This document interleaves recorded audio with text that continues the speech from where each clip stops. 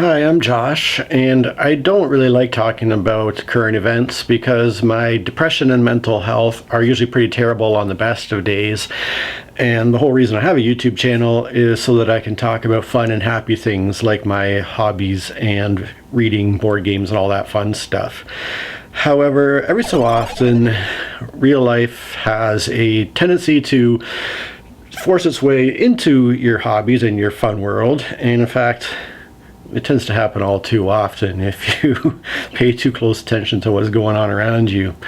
Now, I will say that I don't have any social media other than YouTube, and I keep a Facebook account for those times when I'm so desperate for a few extra dollars that I'm willing to deal with a lot of idiotic strangers online in order to try to sell something to make a couple bucks. But other than that, I don't follow any social media. And so I was watching a YouTube video that was talking about Stephen King and something that Stephen King had put out on social media. And this is the initial message that was put out by Stephen King. He said, "The Epstein client list is real, so is the Tooth Fairy and Santa Claus," which made anybody who saw it go, what? Because as far as I know, when it comes to the ultra wealthy people connected with pedophilia, I don't believe that Stephen King's name was on anybody's lips until he inserted himself in there and shone a giant spotlight on himself. Now, I can't think of any reason why anybody would put out a post like that where they are trying to tell the general population, there's no list, stop talking about the list. I can't think of why anybody would do that unless perhaps their name is on the list and they want the average person to just stop talking about it and let it all go away. Maybe there's another reason why they would do such a thing. You can certainly let me know in the comments, but I saw that and thought, that is very disconcerting. And what was even worse was his follow-up. Later in the same day, Stephen King put out this message on social media next. "Boy, I hit a nerve with that Epstein post." Laughing emoji. "The list is like UFOs. Everyone knows someone who's seen one." More laughing emojis. And I'm like, yeah, boy, it's funny how child sexual exploitation really hits a nerve with people. Golly, the sex trafficking of children is so hilarious. What the actual hell, Stephen King? What is going on here? I think that most reasonable people can figure out what is probably going on there. And what is wild to me is that somebody like that would think that this technique would work, that they would be able to successfully convince people that, oh, it's nothing, don't worry about it. It's almost as if these ultra wealthy people think that they themselves have 150 IQ and the average person has 50 IQ, and they can say, oh, you know, I'll tell you what's really happening, don't worry about it. When what they don't seem to realize is that the average person is pretty smart, and in fact they might not be all that much smarter, if at all, than the average person, because it is so wild for somebody who was not connected with this whole situation to insert themselves into this discussion, this dialogue. And it almost feels like if we can put out this rumor that the list is going to come out, that everybody who's on the list will just go ahead and expose themselves by saying, don't worry about any list, it's not real, if my name's on it, it's fake, just disregard, whatever. Because you know, for somebody like a famous author like Stephen King to come out of the woodwork and insert himself in this manner, especially somebody like Stephen King who has previously been outspoken against Trump, to insert himself in this way. After seeing these posts from King, I then thought, oh, Is BookTube all in an uproar over this? Are all the booktubers talking about this? And I will admit that I'm pretty out of touch with the booktube sphere in general. At this point in my life, I keep up with about 3 booktubers, I think, just mostly for the sake of reducing the amount of passive content watching I do But from what I have seen, there doesn't really seem to be many people talking about this. And I'm like, I wonder if speaking negatively about Stephen King in any context is tantamount to committing booktube seppuku, because he just happens to be an author who is held in very high regard by a lot of avid readers. And so that was one reason I wanted to talk about it, because I've always prioritized things like honesty, integrity, and long-form, thoughtful content over YouTube success. So I'll go ahead and say things that might be quite unpopular. And as a result, I'm hugely thankful for the Patreon supporters I have, because I'm certainly not going to get any money from YouTube. So the fact that I have Patreon supporters who allow me to make about $2 an hour for the work that I put into my YouTube channel is awesome. It's way better than making $0 per hour. And in fact, the money provided by my Patreon supporters is pretty much my monthly personal entertainment budget. It's what allows me to purchase games and books and so forth. So I can continue to be honest and forthright and unafraid to ruffle the wrong feathers, and I still have supporters behind me, so that's pretty awesome. Now, this is the whole reason I'm bringing it up.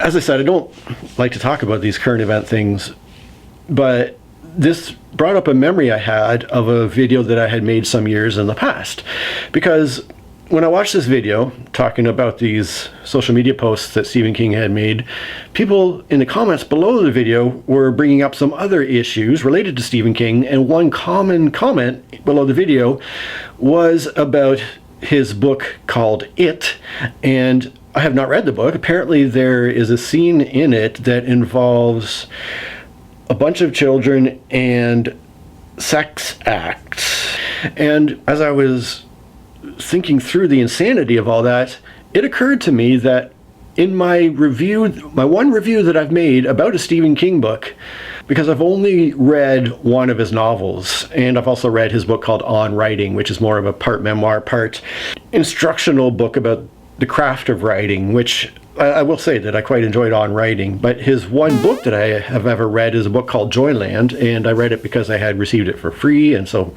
I thought I'd give it a try. I didn't particularly enjoy it, but it popped into my head sometime after I started to be troubled by all this stuff that I have been reading. I had this to say about the most problematic part of the book Joyland for me, and you'll see even in my comments here, I'm trying to rationalize away my icky feelings to a certain extent. But here's the comment I made about Joyland.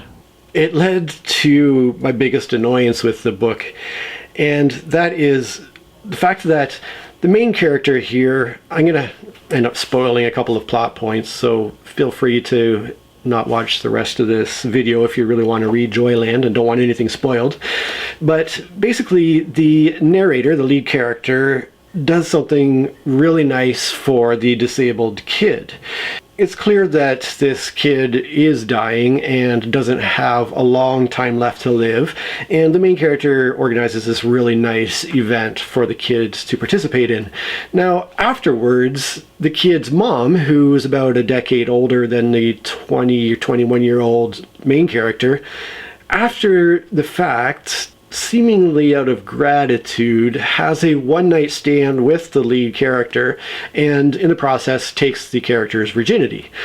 Which is weird to me. I mean, in principle, I got no issues with two consenting adults doing whatever the heck they want to do that is fun for them, but just the context of it happening after he does this thing for her son, and she's so grateful, and he is still a virgin and she's so much older than him, and it feels kind of a little bit icky, even though the book tries to pass it off as, oh, it's not that, it's not out of gratitude, it's not a thank you thing, it's I have something I just really want to do, and that's all fine and good, but I still can't get away from the weird context of it.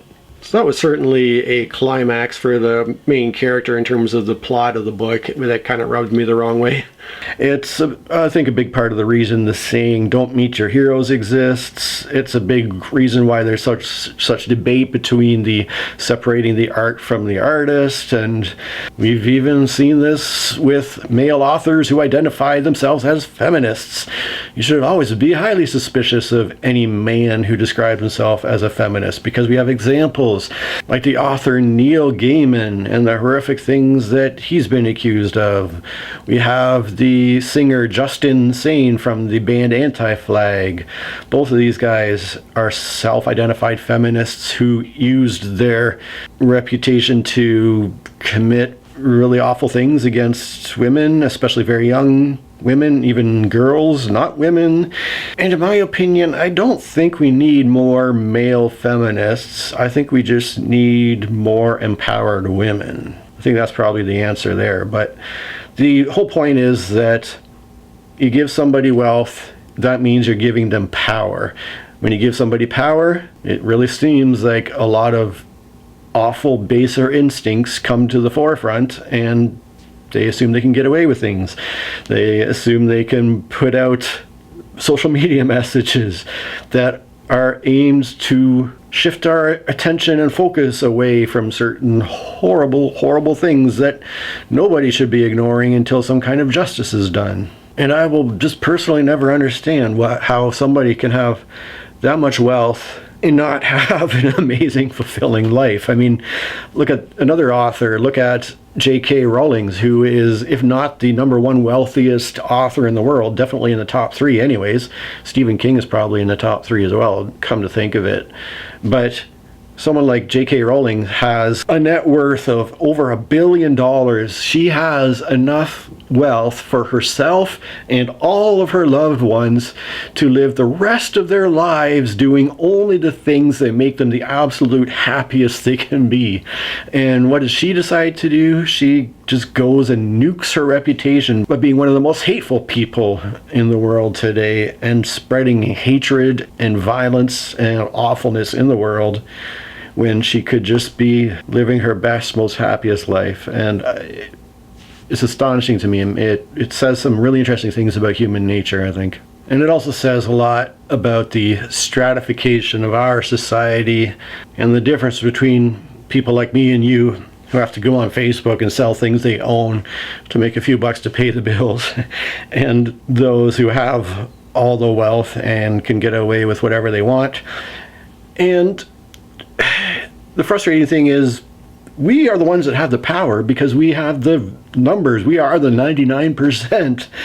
It's only because we sit back and do nothing that those wealthy 1% are able to get away with absolutely the worst possible things in the entire world.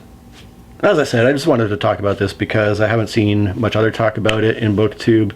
Chances are, though, I'm not looking in the right places. I'm sure there's other people talking about it, but the other thing was the connection to the video I had made some years back about the only Stephen King book that I have read.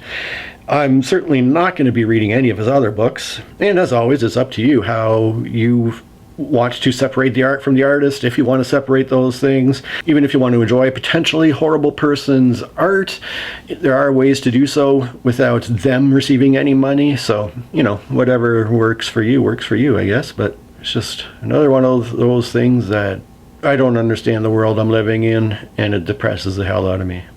On that happy note, thanks for watching. Cheers.